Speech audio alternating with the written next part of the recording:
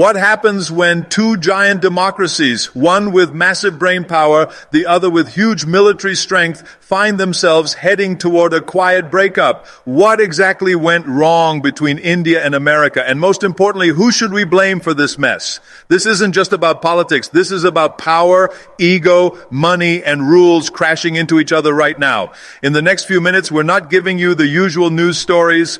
We're going deep into what everyone refuses to talk about openly. The real truth behind the cracks, the tech battles, the hidden deals, the control games, the fake friendships, and a growing India that won't be told who to support. If you think this is just about foreign relations, think again. This is about tomorrow's world, a future being decided not in public speeches, but in secret meetings. Stay with me until the end, and you'll walk away not just knowing more, but seeing everything differently. Let's dive in. The fight for tech control between India and America has become one of the most quiet but deadly issues causing their relationship to fall apart.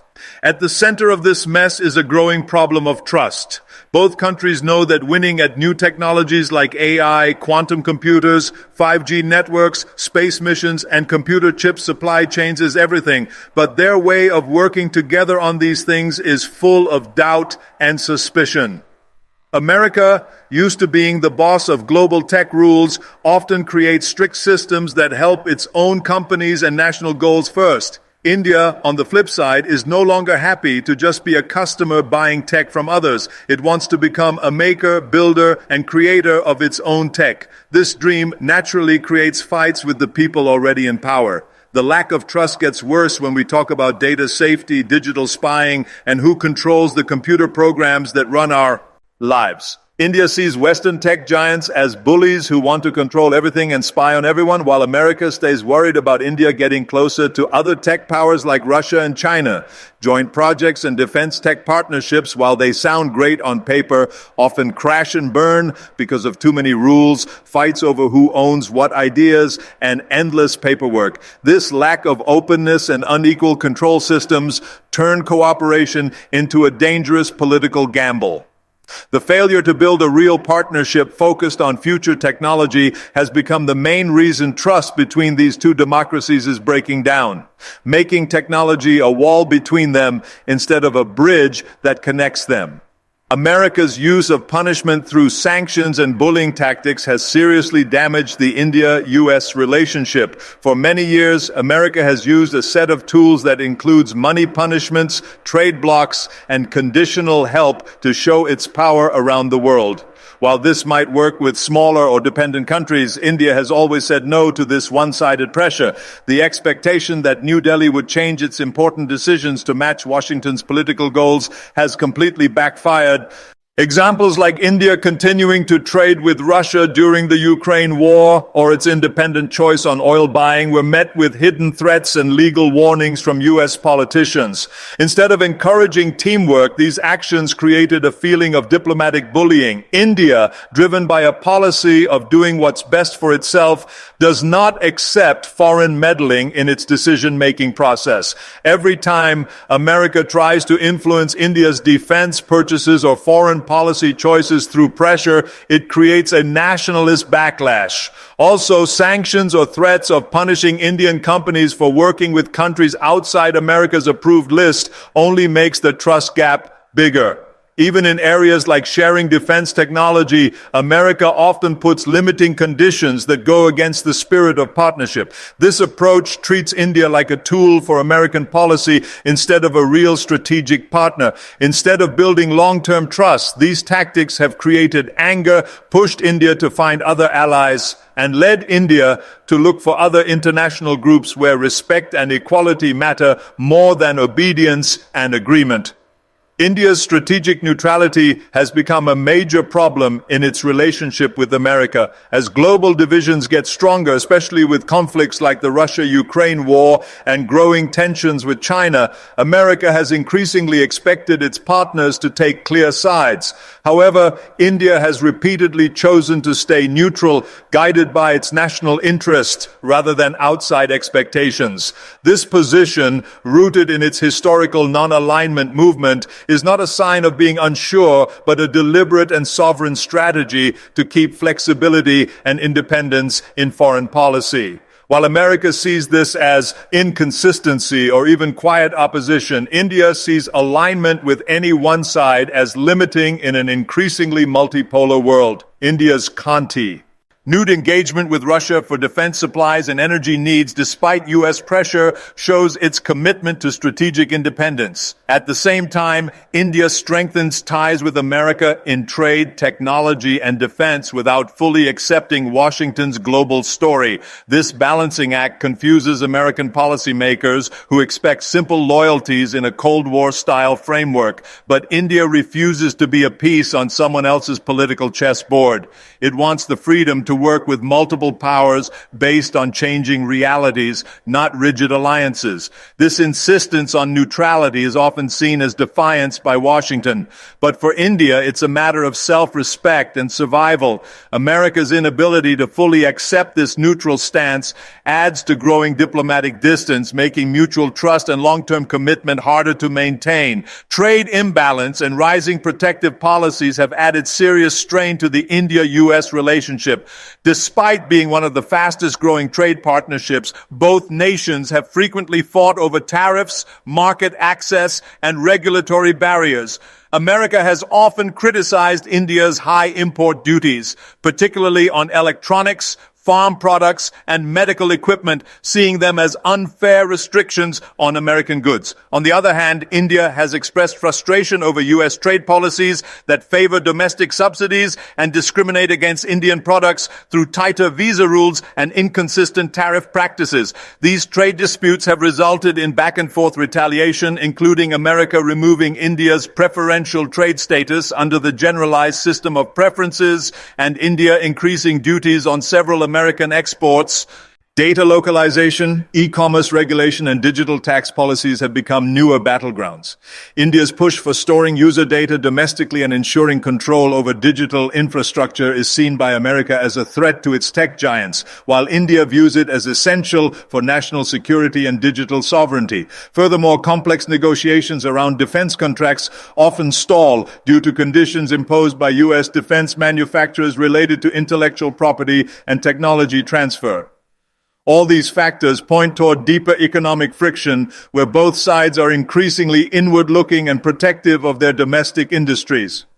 Instead of acting as a pillar of cooperation, trade has become a source of tension, reflecting broader mistrust in intentions and a shift away from the spirit of open market globalization that once defined the optimism around this bilateral partnership.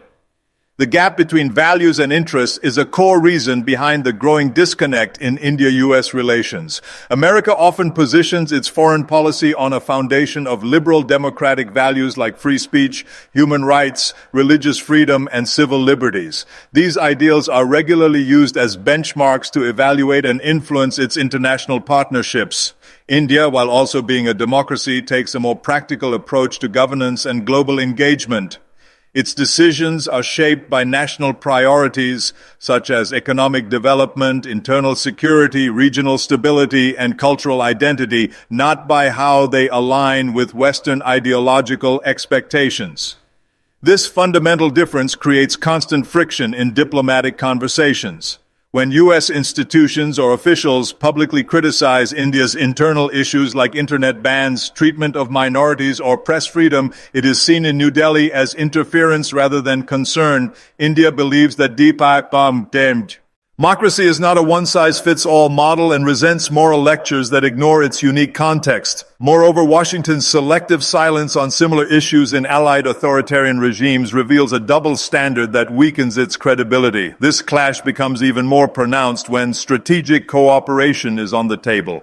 America wants alignment based on shared values, but India seeks alignment based on mutual benefit. The failure to reconcile this difference makes long-term trust hard to achieve. India does not want to be seen as a junior partner molded in someone else's democratic image, but rather as a sovereign power defining its own version of democracy while pursuing national interest without apology.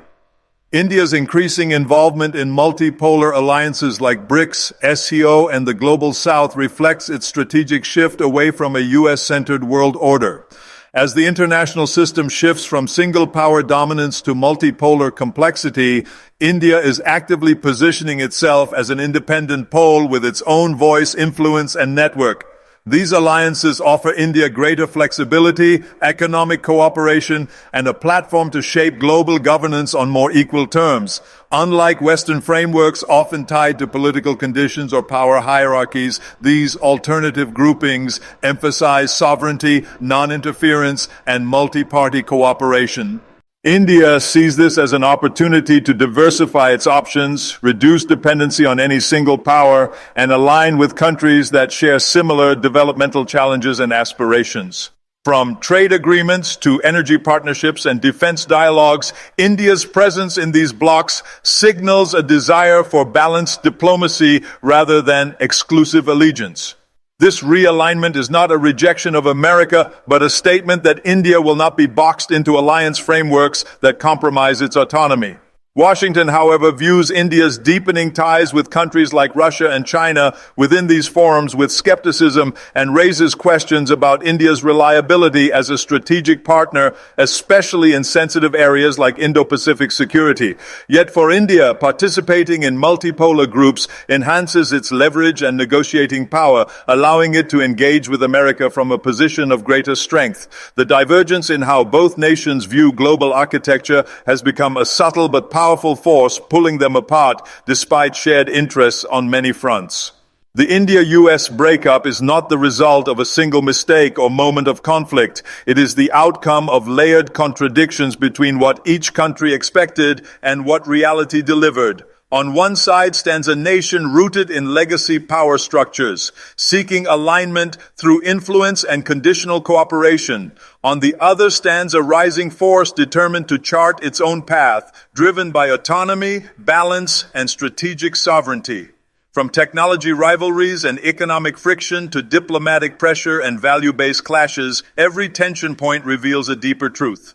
The partnership was strong in vision but weak in mutual understanding and respect. As the world transitions from a single power-dominated past to a multipolar future, both countries must decide whether they evolve as equals or pay art ways in pursuit of their own definitions of progress and respect. The breakup, if complete, will not be a sudden collapse. It will be a silent drift, fueled by mistrust, misalignment, and missed opportunities for genuine partnership. But the door to renewal is never permanently closed if there is willingness to show respect, honesty, and strategic clarity from both sides.